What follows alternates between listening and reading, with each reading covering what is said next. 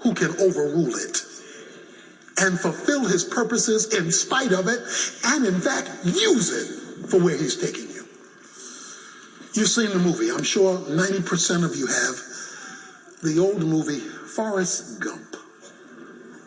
You remember Forrest had a friend from his childhood days named Jenny. And one day Forrest and Jenny were walking along and they came across the shack in which she was raised, which was also the shack in which she was abused by her parents. When she walked by her old home, that shack,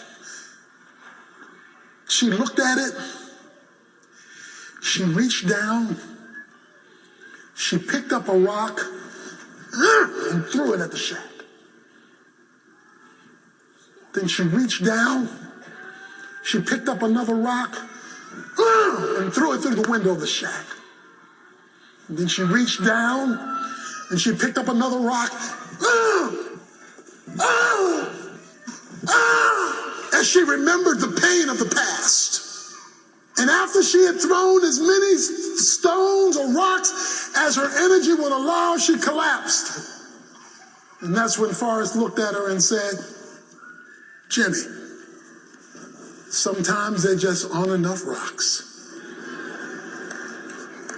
Because no matter how many you throw in, that shack is still up there." Some of us have been throwing stones at the shack. Why did you do that? Why didn't you stop him? Why did I have to go through that? That was not fair. Stop! I can't take it anymore. You throw rocks, but the shack is still up. Because sometimes there are not enough stones. Dr. Evans will come back in a moment with a final illustration to wrap up this message he calls the Detours of Pardon, part of his current series, Freedom Through Forgiveness. Copies of this individual message are available. Just visit tonyevans.org to get the details. Better yet, request this entire 6-lesson collection when you make a contribution toward the ministry of the Urban Alternative. And we'll send it to you along with the companion booklet I mentioned earlier.